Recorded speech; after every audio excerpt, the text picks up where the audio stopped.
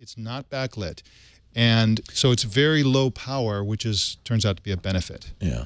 So let me just go through some of the basics of this. This is a $130 device. Okay. It's $169 with a heart rate monitor. This is the heart rate monitor right here. Oh, you have to wear a strap like a polar heart rate monitor? That's right. And I don't care for these either unless you're training for the Olympics or something like that. But we'll get into that in just a second. I've worn them at the gym, but you certainly want to wear around during the day. On the other hand, that's a much more accurate way to measure.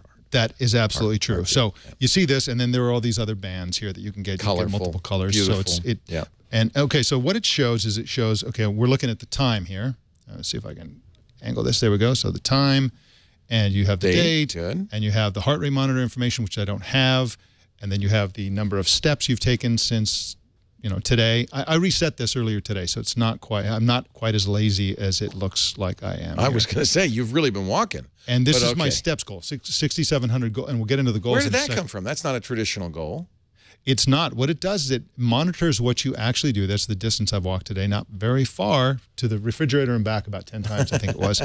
And then this is the calories burned. So so it measures those simple things. You can upload it to a device, and so if you can, I put this here so you can see this, but this is the Garmin, the standard Garmin. They have a nice website. Yeah, you can just see that. It's not really that important. And it's uploaded by Bluetooth automatically? Or? Yes, it's uploaded by Bluetooth. It has this Ant device right here. If you want to use that again, you can see that. It's a USB dongle that goes in the USB. Very tiny thing, easy to swallow. So be careful out there, kids. Don't eat it. Yeah, don't do that.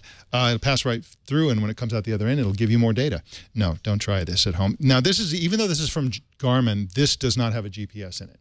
Right. Well, Garmin's famous for their GPSs. That's right. And that's where we get to the actual reality of what this is. This is not a low-end fitness tracker. This is a high-end pedometer. Well, you know what? So are many of these devices, that's frankly. Right. But and I think this is one of the better ones. But this doesn't make any noise. It doesn't beep. It doesn't harass you with sound or vibration. Okay. But it has something really ingenious. You see that red at the top there? Yeah, what's that? That says that I've been sitting on my lazy butt. If for every hour that passes, it puts another little red bar there. And the thing that's really killing us these days is we sit all day long. So this device will get you moving, because when you see that red bar coming, that means you've been sitting too long and you have to get up, and it'll go away. If you get up and walk around for a little while, it goes away. It goes away. And so if you're committed to that, you'll avoid the trap of sitting too much. I've always thought that these devices, they really are in most cases glorified pedometers. Their best use case is as kind of a coach, as a nudge. That's right. To say, hey, you haven't quite made your goal yet. I love the fact that it tells you you've been sitting a lot. And that's really, for a lot of us, that's all we need, just somebody to remind you, take the stairs today. That's the main thing that is affecting our health, actually. And we don't need high-end, super high-tech fitness tracking as if we're training for the Olympics. We just need to get off our butts and walk around once in a while, not sit there all day. So it went into the connectivity options. It also connects to an app for both Android and iOS via Bluetooth. The connection can be a little bit flaky sometimes. So let's just go through the goals. It's automatic goal setting. So it sees how much you walk. Right. It says, okay, we're going to give you a goal that's a little higher than that.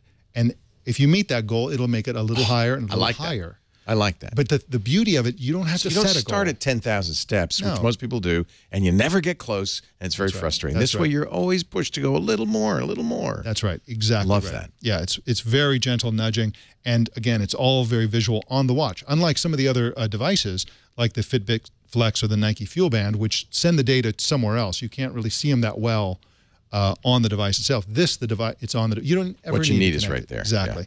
Yeah. It's water resistant to 50 meters. It's slim. It's comfortable design and easy to wear. Those are the pros. The cons are that the display's not backlit, so you need good light. Yeah. If you don't have good light, you're not going to be able to see it at all. It's not good at detecting biking, swimming, weightlifting, or all kinds of other types of exercise. It'll basically tell you you've been sitting around even if you've been at the gym for 2 hours. So it's not good for that kind of fitness. That is what bugs me, because I don't do walking and running that much. Yeah, that's right. So now, how about battery life? How often did you charge it? That's one of the great things. You can't charge the battery. It uses watch batteries, but it lasts a year. Oh, hallelujah. An entire year. No charging. That's exactly right. Love it. And that's one of the great things about it. So I'm going to give this a buy simply for the following reasons. You put it on. You don't have to set goals. Right. You don't really have to connect it. You don't really have to do anything. It's very comfortable and light to wear. It's water resistant. You don't have to take it off in the shower. It's so low maintenance. It's zero maintenance. And then you can even forget about it for a week, and then you can go back in with the app and see what happened during that week. And so it's really compatible with a real life. Right. No sleep monitor. There is a sleep monitor. It's very kind of low tech. It notices how much you're moving around at night, and you can compare. And it's only good to say, wow, for the last week I've been really like moving around, or I must have been dead last night because it's flatlined there or something, whatever. It's only good by comparison, but it doesn't give you real data. Well, price is right. It's in the ballpark. That's right. I like the fact you don't have to charge it. That's right. And of course, that's no backlit screen. That's the reason. It doesn't take a lot of juice. You can find out more about this fantastic offer by clicking the link in the description.